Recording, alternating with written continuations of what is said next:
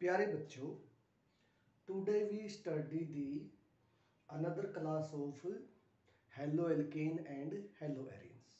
The reaction of haloalkanes and haloarenes. आज हम पढ़ेंगे substitution nucleophilic unimolecular SN1 reaction. SN1 reaction, SN1 reaction का मतलब क्या हुआ? SN1, S से मतलब है सब्स्टिट्यूशन, N से मतलब है न्यूक्लियोफिलिक और 1 से मतलब है यूनिमोलिक्यूलर, वन मोलिक्यूलर, तो एक मोलिक्यूल का सिंपल एग्जांपल लेते हैं।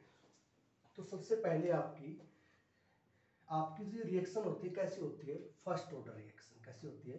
First order reaction. आपकी जो रिएक्शन है उसका ऑर्डर क्या होता है? आपका फर्स्ट। क्या होता है आपका? फर्स्ट। तो आपकी रिएक्शन कैसी होती है? First order reaction. सिंपली हम एग्जांपल लेते हैं। कोई alkyl halide CH3 CH3 CH3 X की जगह हम लेते हैं X आपका हैलोजन होगा, क्लोरीन ब्रोमीन, क्लोरीन और ब्रोमीन। हमने यहाँ पे क्या लिया है? कोई टर्सरी एल्काइल हैलाइड। क्या लिया है हमने? कोई टर्सरी एल्काइल हैलाइड। कैसा एल्काइल हैलाइड? ये टर्सरी। कैसा? ये tertiary. React with nucleophile, react with nucleophile, nucleophile के साथ रिएक्ट करेंगे। और बेसिकली हम न्यूक्लियोफाइल क्या यूज करेंगे? आपका NU न्यूक्लियोफाइल है OH negative, H2O, NH3, H1H, बहुत सारे न्यूक्लियोफाइल आपके। तो आपका क्या होगा? फॉर्मेशन होगा CH3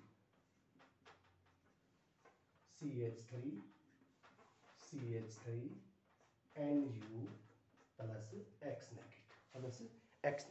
तो सिंपल सी आपकी रिएक्शन कैसी है ये कि X है जो आपका हैलोजन है वो न्यूक्लियोफिलिक फाइल से सब्स्टिट्यूट हो जाए। क्या हो जाएगा? आपका सब्स्टिट्यूट हो जाएगा। तो सिंपल रिएक्शन आपकी ये बेसिकली क्या है कि आपका alkyl halide react with nucleophile, then this halogen are substituted by nucleophile. आपका ये हैलोजन इस न्यूक्लियोफाइल से क्या हो जाएगा? सब्स्टिट्यूट, मतलब इसकी जगह इसको हटा देगा और ये इसकी जगह लग जाएगा।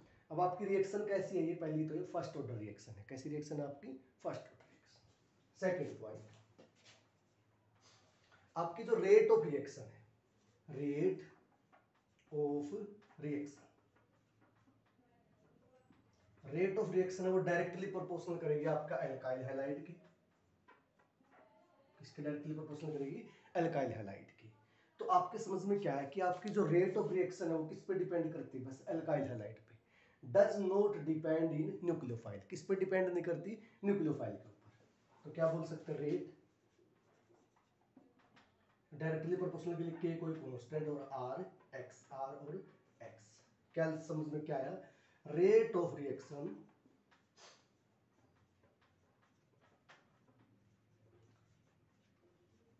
does not depend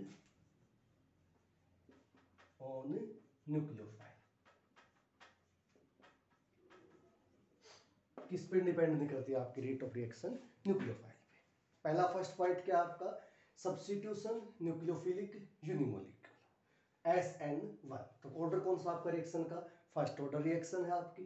second order में कैसे? सिंपल रिएक्शन क्या है आपकी? Alkyl halide react with nucleophile and the alkyl halide का जो हैलोजन है आपका वो न्यूक्लियोफाइल से क्या हो जाता है? सब्स्टिट्यूट। क्या हो जाता है? सब्स्टिट्यूट एंड X आपका बाहर निकल जाता है। तो रेट ऑफ रिएक्शन किस पर डिपेंड करेगी? आपकी एल्काइल हैलाइड के ऊपर। किस पर डिपेंड करेगी? बस एल्काइल हैलाइड के ऊपर। सिंपल किसके ऊपर डिपेंड करेगी? आपकी एल्काइल हैलाइड के ऊपर। डायरेक्टली प्रोपोर्शनल को रिमूव करने के लिए K कोई कांस्टेंट ले लेंगे तो क्या आ जाएगा? RX का ऑर्डर कितना है? 1, क्योंकि यहाँ पे 1 है तो ऑर्डर कितना है इसका? 1 है। Rate of reaction does not depend on nucleophile. Rate of reaction आपकी न्यूक्लियोफाइल के ऊपर डिपेंड नहीं करती। अब आपके rate of reaction alkyl halide के ऊपर डिपेंड कैसे करती है? आगे पढ़ेंगे। सिंपल क्या आपका आपकी रिएक्शन कैसे चलेगी?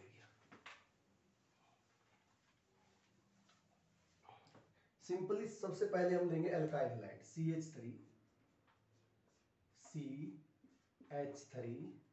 CH3 X क्लोरीन आपका कोई ये एल्काइल हैलाइड है। क्या आपका ये? एल्काइल हैलाइड है। कौन सा है ये? Tertiary alkyl halide. Tertiary alkyl halide. सबसे पहले स्लो स्टेप में क्या होगा? स्लो स्टेप, सबसे पहले इसकी इलेक्ट्रोनेगेटिविटी ज्यादा है क्योंकि chlorine is more electronegative than carbon, so due to slightly negative and slightly positive charge. सबसे पहले CH3 CH3 positive plus Cl negative. तो क्या हो गया, सबसे पहले फॉर्मेशन ऑफ कार्बोकटाइन। तो इसमें क्या होगा आपका SN1 रिएक्शन है जो आपकी फर्स्ट ऑर्डर है। सबसे पहले क्या फॉर्मेशन होगा आपका कार्बोकटाइन फॉर्मेशन। क्या फॉर्मेशन होगी आपकी कार्बोकटाइन फॉर्मेशन। जितना अच्छा आपका कार्बोकटाइन होगा उतनी ही आपकी SN1 रिएक्शन क्या होगी, फास्ट होगी। तो क्या होगी, फास्ट। तो कार्बो रेट ऑफ जो ऑर्डर ऑफ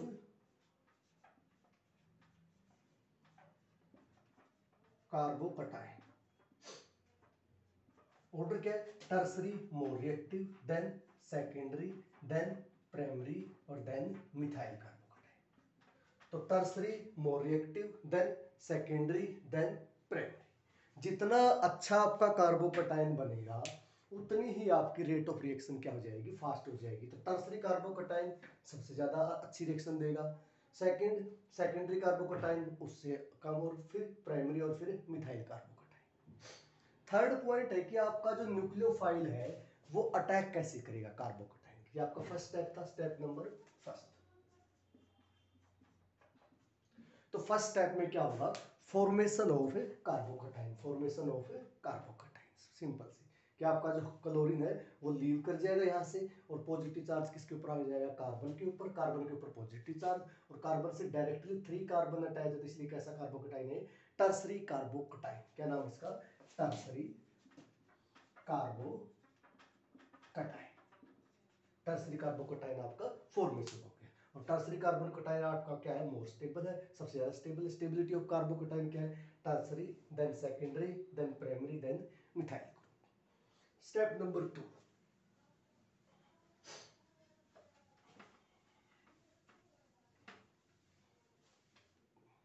अब सेकंड स्टेप में आपका जो फॉर्मेशन ऑफ कार्बोकटाइन है,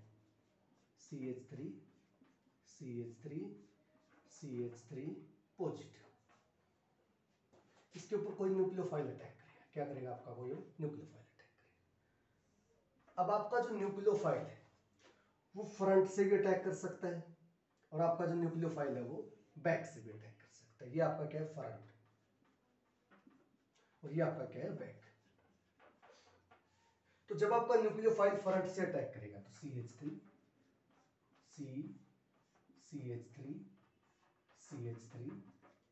न्यूक्लियोफाइल NU फ्रंट से अटैक, प्लस जब आपका बैक से करेगा तो CH3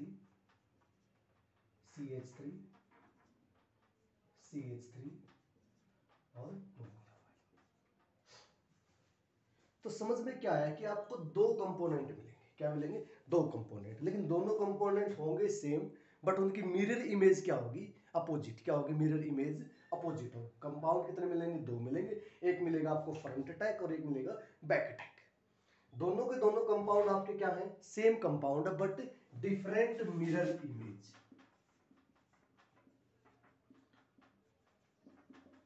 मिरर इमेज। तो क्या आपके ये इनएंसोमर क्या मिलेंगे आपको, इनएंसोमर।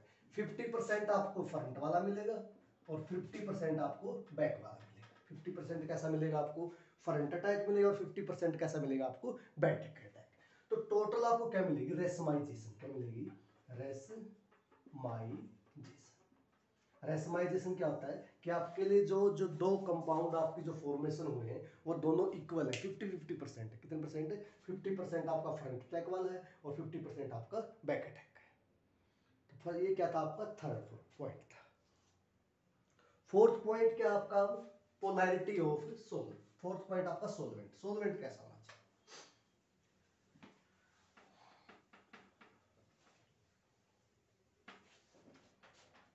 पॉइंट नंबर 4,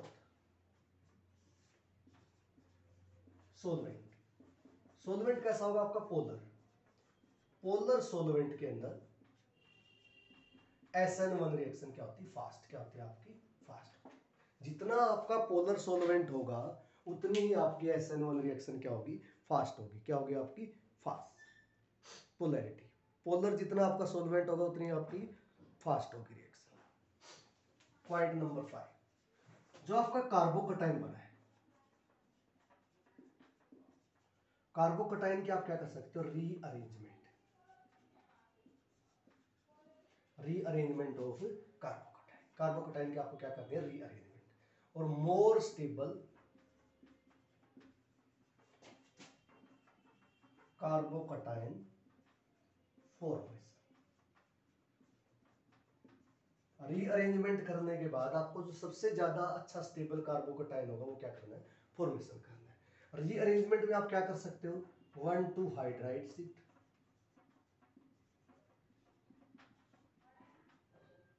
या 1,2 एल्काइल शिफ्ट,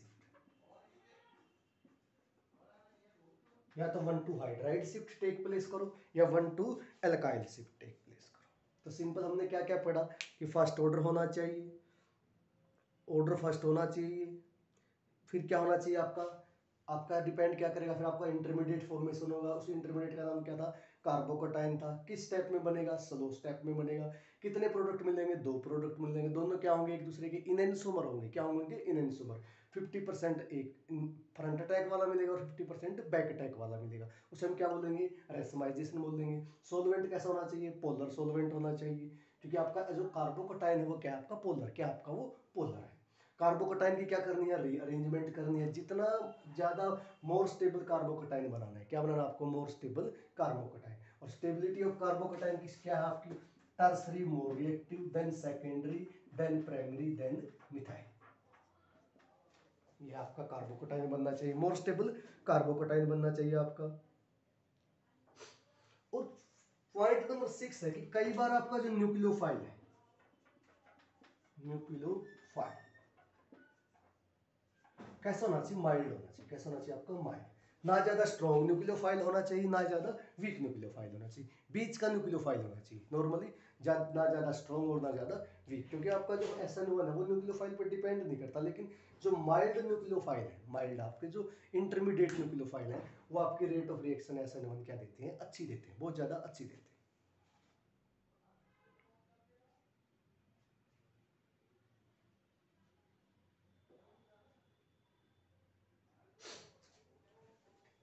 और जनरली हम उसको रेसमाइजेशन को भी कई बार क्या बोल देते हैं कि पार्सली रेसमाइजेशन, पार्सली रेसमाइजेशन क्या बोलते हैं उसको, पार्सली रेसमाइजेशन बोल देते हैं। ऑर्डर क्या हो गया आपका, या सिंपली हम इसको क्या बोलते हैं, कई बार रेसमाइजेशन बोल देते हैं, रिटेंशन क्या बोल देते हैं, रेसमाइजेशन में 50-50% हो जाता है। तो आपका प्रोडक्ट क्या हो जाता है, रिटेन भी हो जाता है। क्या हो जाता है, रिटेंशन। क्या हो जाती है आपकी, रिटेंशन। तो इस क्लास में आपका SN1 था, आगे पढ़ेंगे हम और। Thank you very much.